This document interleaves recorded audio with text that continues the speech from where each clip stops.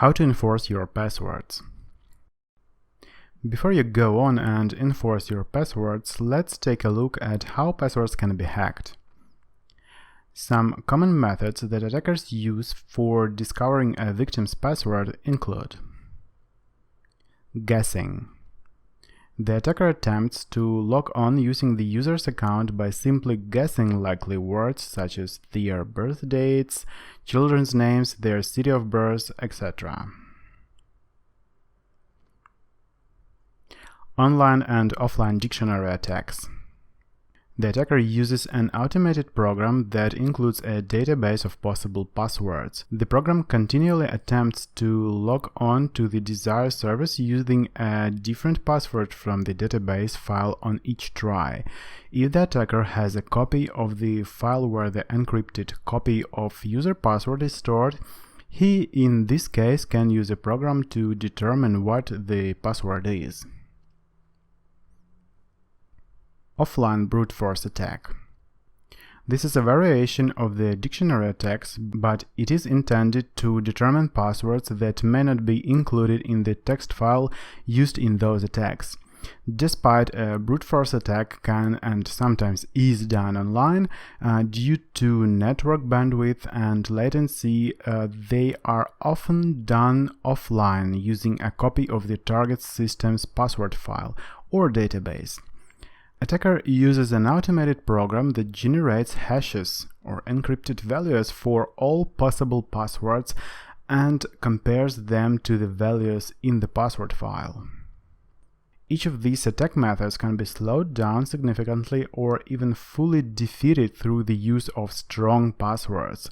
Therefore, whenever possible, computer users should use strong passwords for all of their computer accounts. Fortunately, it isn't that hard to create a good, strong password. So what makes a good password? It should be easy enough to remember. Most advisors recommend you that you shouldn't write the password down, but I don't agree with it.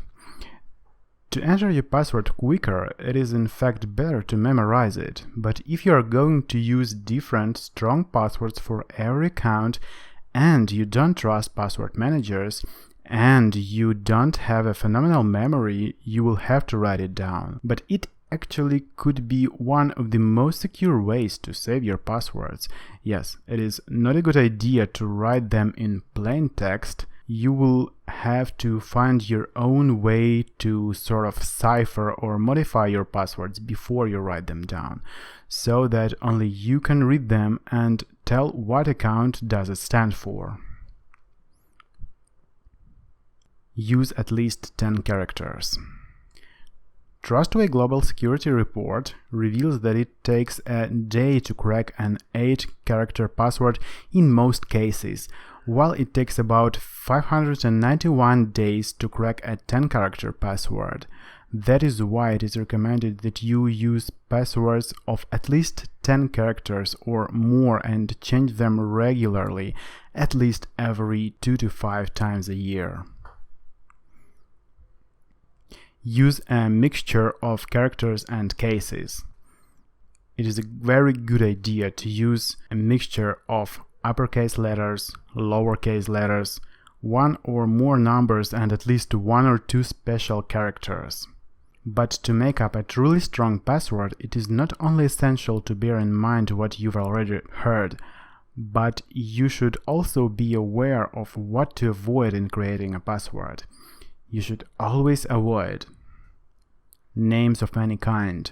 These include your login name, your own or a family member's name, a pet's name, your native city name, or any other name on this planet. Personal information.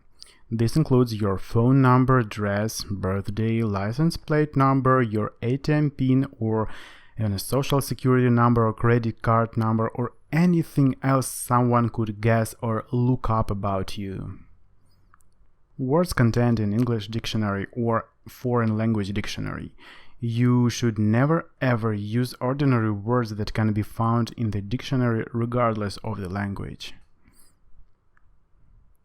sequences of characters that can be found in any password dictionary, and I advise you to take a look at the list of 10,000 most common passwords dictionary. You can find it here. Okay, I bet now you're eager to check whether the passwords you use for your accounts are strong enough. Head on to the next lecture where we will check the password's fourth strength.